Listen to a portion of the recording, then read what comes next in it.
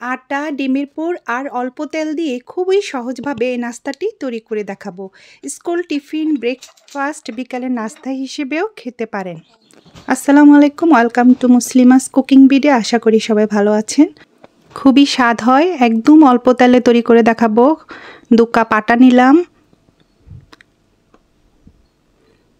লবণ দিলাম 1 চা চামচ পরিমাণ মতো আটার, আর অয়েল দিলাম 2 চা চামচ দিয়ে ভালো করে একটু মেখে উষ্ণ গরম পানি দিয়ে ডোটা তৈরি করে নিব। অল্প অল্প পানি দিয়ে আমি তৈরি করে নিচ্ছি। একবারই প্রথমে বেশি পানি দিয়ে দিলে ডোটা নরম হয়ে যেতে পারে, সেজন্য আমরা আস্তে আস্তে দিব। ভালো করে মেখে নিচ্ছি।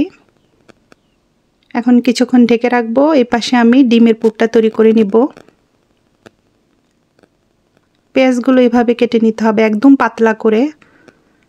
1 টেবিল চামচ কাঁচামরিচ দিয়ে দিলাম, আর এখানে আমি চাট মশলা 1 চামচ দিয়েছি, আর লবণ সামান্য পেঁয়াজের পরিমাপ অনুযায়ী। তারপরে কষলিয়ে নিচ্ছি ভালো করে চেপে চেপে।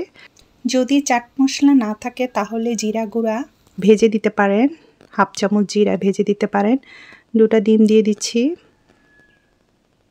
পরিমাণ মতো আপনাদের ডিম লাগবে, যদি 1 কাপ নেন 1টা ডিম লাগবে। এখানে ডিমগুলো ছোট সাইজের দেশি ডিম, তাই 2টা লেগেছে। একটু হলুদ দিয়ে দিলাম সামান্য, দিয়ে একটু কালারের জন্য দিয়েছি, দিয়ে মেখে নিলাম। এখন চুলায় আমি 2 চা চামচ অয়েল দিয়ে দিলাম, সাদা তেল দিয়ে আমি ডিমের যে পুরটা করব আমি এটা ঢেলে দিয়ে বেশিক্ষণ রাখবো না, 3-4 সেকেন্ডের মধ্যেই রাখবো, যেন আঠালো ভাবটা একটু থাকা অবস্থায় নামিয়ে নেব। বেশি ড্রাই করব না, করলে জুসি জুসি ভাবটা থাকবে না। তো এখানে আমি 3-4 সেকেন্ড ওয়েট করব। চুলাটা বন্ধ করে দিয়েছি। এমন সহজ রেসিপি দেখতে চাইলে আমার চ্যানেলটি সাবস্ক্রাইব করে রাখুন দর্শক বন্ধুরা, আর বেল আইকনটি প্রেস করে রাখুন, তাহলে দ্রুত রেসিপি পেয়ে যাবেন।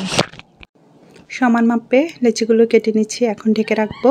আপনার ইচ্ছা করলে একটা ভিজা কাপড় দিয়ে ঢেকে রাখতে পারেন, যেন বেশি ড্রাই না হয়।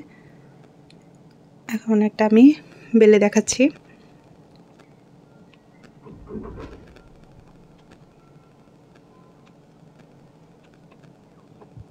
একটু স্কোয়ার শেপে বেলে নিব, লম্বালম্বি করে।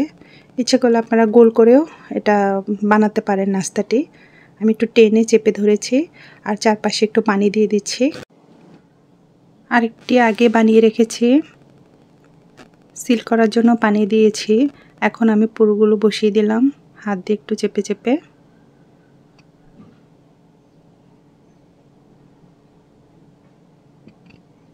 পুরটা দেওয়ার পরও পানিটা লাগাতে পারেন চারপাশে, তাহলে আর পুর বের হয়ে যাবে না, ভালো করে সিল করা হয়ে যাবে। একটু চেপে ধরে সিল করে দিচ্ছি।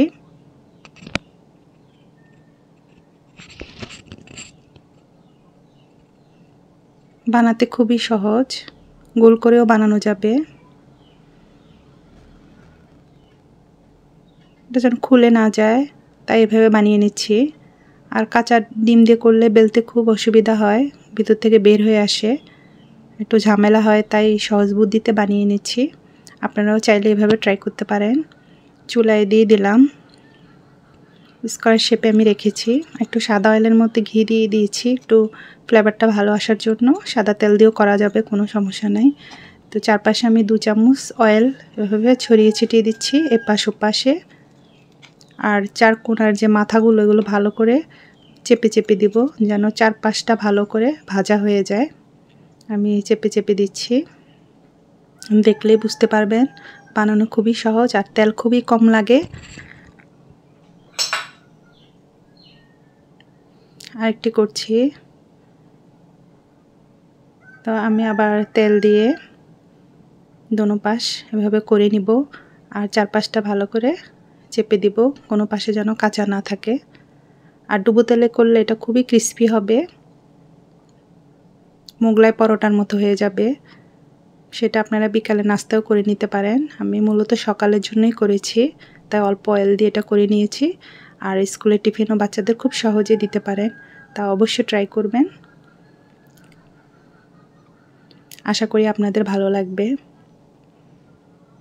তো এভাবে আমি সবগুলো করে নিয়েছি।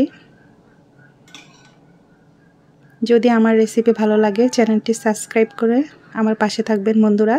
সবাই ভালো থাকবেন। সবাই সুস্বাস্থ্য কামনা করে বিদায় নিচ্ছি। আল্লাহ হাফেজ।